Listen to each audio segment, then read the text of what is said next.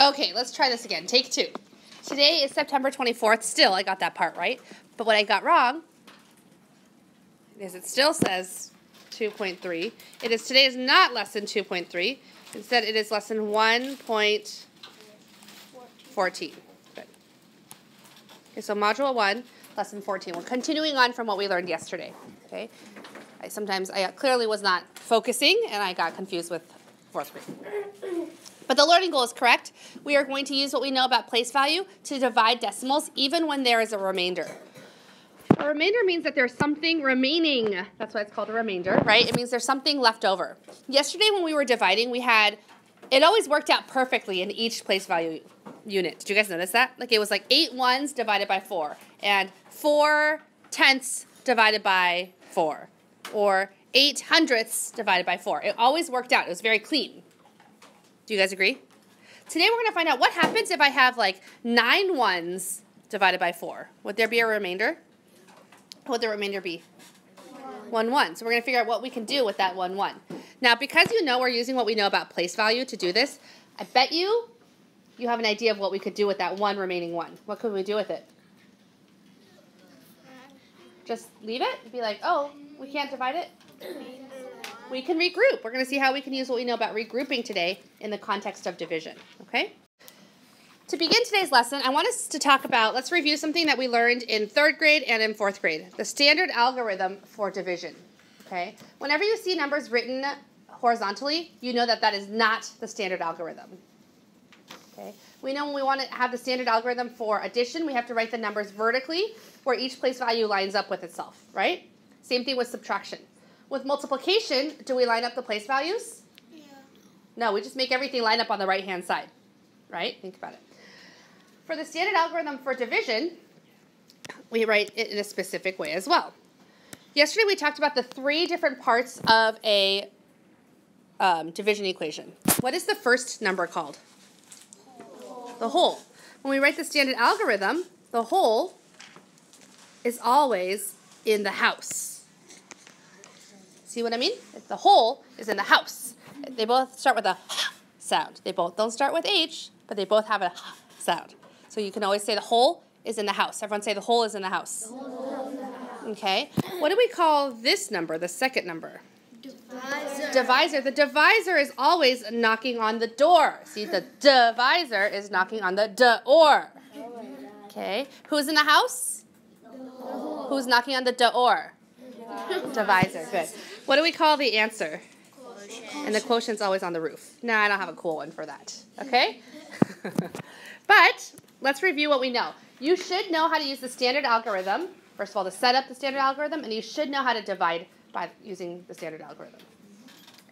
I like to teach my students or remind my students to think of a family. Dad, mom, sister, brother. Dad divides. That's the first step. Can we divide 1 by 4? No. We can. It would be 1/4. We don't want that. So we have to regroup that 1 into 15 whats? 15 whats? 15 hundredths. What's 15 divided by 4? 3. So we would write 3 on top of the hundreds. Thank you to those of you who are taking good math notes. Dad divides, then mom multiplies. What's 3 times 4? 12. Sister subtracts. What's 15 minus 12? 3. Brother brings down. Yeah. You should have learned this before, but this is a quick review. Okay, brother brings down. Then we repeat it again. Dad does what? Divides. What's 35 divided by 4? 8. But it's 35 whats? What place is the 35 in?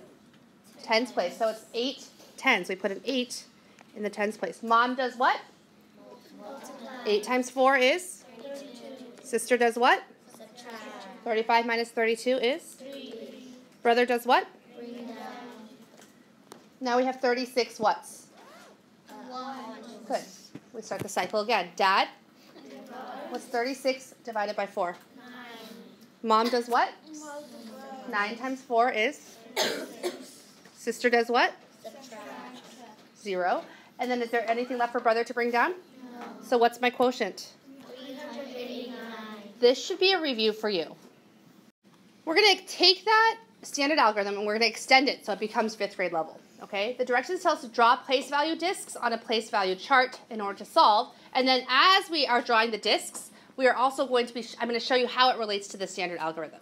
So the first thing you need to do is set up a place value chart like you see on the board. You'll see that there's a ones place, a tenths place, hundredths place, and thousands place. Then you'll notice that there's like a big space, and then there's dotted lines. You'll notice the dotted lines create 3 groups. 1 group, 2 groups, 3 groups. Notice that the divisor is 3. Now, our whole is 5.241. So we're going to write that in the house for the standard algorithm. 5.241.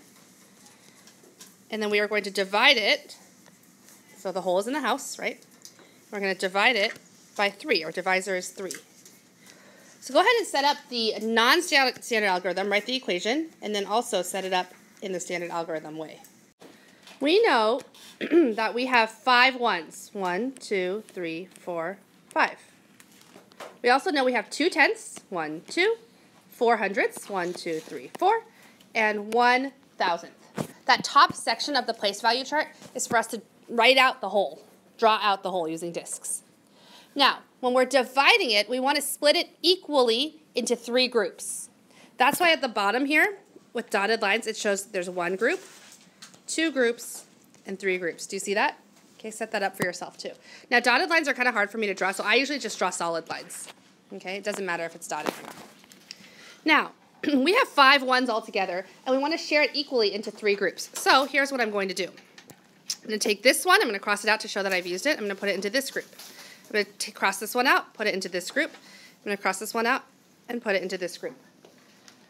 Does each group have an equal number of ones? Yes. Can I put more ones into each group?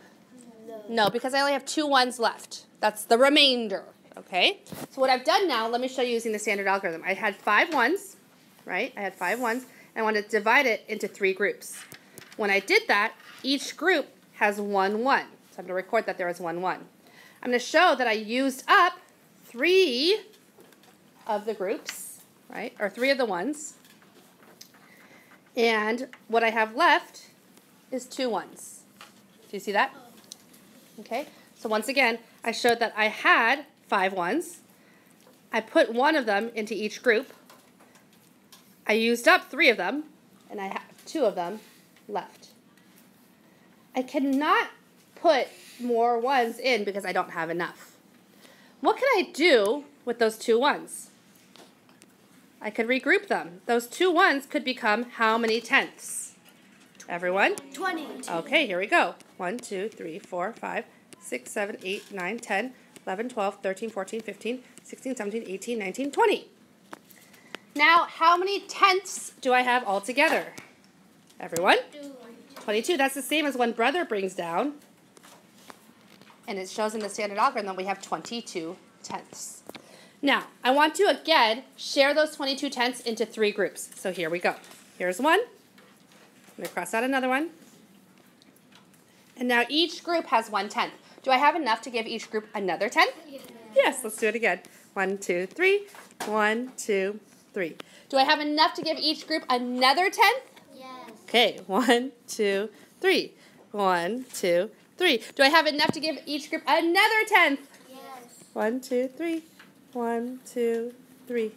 Okay, I have enough. 1, 2, 3. 1, 2, 3.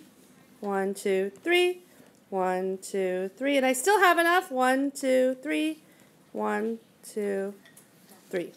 I have 1 tenth left. Can each group get 1 more? No. So how many tenths did each group get? 7. 1, 2, 3, 4, 5, 6, 7. There are 7 in this group. So I'm going to record that it's 7 tenths. Right now, did I record in my standard algorithm that it's 7 tenths? What do I need to do to make that 7 tenths? Add the decimal point. Very good. Okay. Now, when I did that, how many ones did I cross out? I'm sorry, how many tenths did I cross out altogether here? 21. I know that because 7 times 3 is 21. How many were left? 1. 1. There's 1 tenth left there when brother subtracts 22 minus 21 is 1. Do you see that? Brother, oh, sister subtracts, yeah. So what happens to that 1/10? It gets regrouped. It becomes how many hundredths? Okay, 1, 2, 3, 4, 5, 6, 7, 8, 9, 10. Now how many hundredths do I have altogether? 14. Yeah, it's the same as when brother brings it down. He can record that we have 14 hundredths. Okay, guess what we have to do? Divide them equally into 3 groups. So we cross out 3. 1, 2, 3. Draw them. 1, 2, 3. Same thing. Repeat this step. When we do this, how many hundredths can be shared into each group? 4. Good. So we're going to record in our quotient up here in the standard algorithm that we have 4 hundredths in each group. How many did we cross out? 12. Right? And how many are left over? 2. Good. And then what happens to those 2? We regroup so that, what is it? Those 2 20,000. hundredths become 20,000s. Good. Go ahead and draw that. 1, 2, 3, 4, 5, 6, 7, 8, 9, 10, 11, 12, 13, 14, 15, 16, 17, 18, 19, 20. So then all together, we have 21 thousandths. Of course, then you're going to share them equally into 3 groups. Go ahead and show that.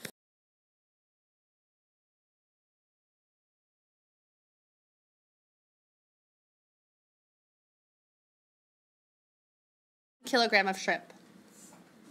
Okay, the important information is that it costs $40.68 for 3 kilograms of shrimp. So if we drew a tape diagram, because that's the next step, we can know that the total cost is $40.68, but that's for 3 kilograms of shrimp. There's 1, 2, 3 kilograms. So we're trying to find out the cost of 1 kilogram. So what's the equation we have to do? 40.68 divided by, everyone? 3. Good.